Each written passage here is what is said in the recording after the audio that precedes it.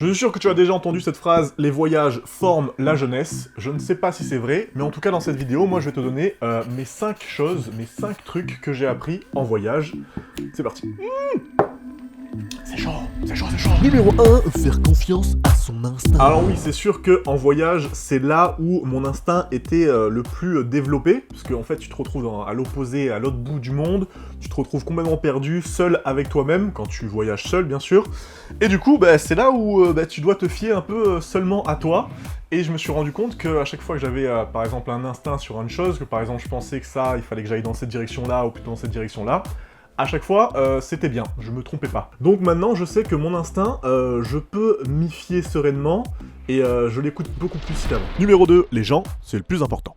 Alors ouais, ça, je m'en suis bien rendu compte quand j'étais en voyage, c'est que peu importe le lieu où tu te trouves, en fait, tu vas kiffer ce lieu ou pas en fonction des gens. L'exemple souvent qui se passait, c'est que des fois, je me retrouvais dans des petits villages tout pourris, mais vraiment nuls, où il y avait rien à visiter, rien à voir et tout, mais vu que je rencontrais des gens vraiment cool, le lieu, en fait, je kiffais trop l'endroit, je me suis dit, ah ouais, ici, j'aime bien et tout, mais en fait, c'est juste parce que je kiffais bien l'ambiance avec les gens, quoi.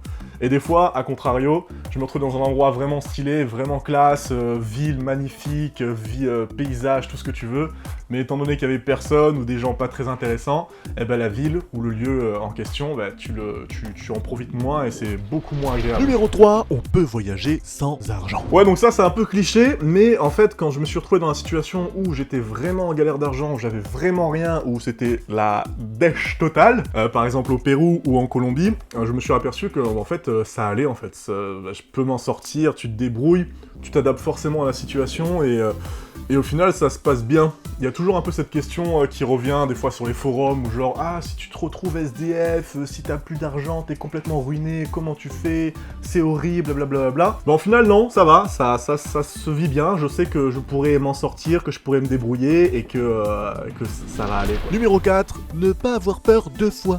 Alors là, je m'explique sur ce point parce qu'il est un petit peu chelou. C'est tout simplement, en fait, vraiment d'avoir peur seulement quand la situation, elle arrive. Seulement quand la situation, elle est présente. Parce qu'à chaque fois, il y a toujours des moments où on est en train de se projeter une situation catastrophe. On est toujours en train de se dire « Oh mon Dieu, s'il se passe ça, ça va mal se passer. Si ça, cela... » T'es en train toujours de t'imaginer une situation vraiment horrible, vraiment catastrophique. Et au final, elle se produit très rarement. Et donc ça, en fait, ça te fait du mal, ça te mine un peu le mental, surtout quand t'es seul ou quand t'es un peu à l'opposé, à l'autre bout du monde. C'est vraiment pas bon de faire ce genre de choses pour ton mental. Donc en fait, l'idée, c'est de ne pas faire ça du tout. Et du coup, j'ai appris à ne pas le faire du tout. Et de le faire, d'avoir peur, en fait, seulement quand, si la situation se produit et que voilà, là, je me retrouve vraiment dans une situation un peu galère et catastrophique, là, je peux dire, ah ouais, là, c'est chaud, ok, qu'est-ce qu'on fait?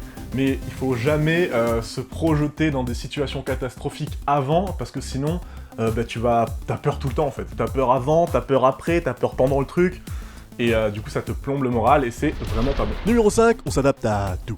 Et le dernier point, pour rebondir un peu sur tous les autres points, c'est que, ouais, j'ai vraiment appris, en fait, qu'on s'adapte à tout, à n'importe quelle situation, des douches pourries, un lit dégueulasse, dormir sous la pluie. Au final, une fois que t'y es, en fait, t'y es, et tu trouves des moyens pour t'adapter. Et donc, en fait, je me dis que tu peux t'adapter à n'importe quelle situation, mais bien sûr, il faut se retrouver dans la situation en question. L'être humain, il s'adapte à tout, et ça, franchement, en voyageant, tu t'en aperçois vraiment beaucoup. Tu vois des gens qui sont en galère, qui font des trucs vraiment improbables, et ils s'en rendent même pas compte, parce qu'au final, ils se sont juste adaptés à leur situation. Pour eux, maintenant, ils trouvent ça normal, en fait, c'est des trucs complètement fous. Donc, au final...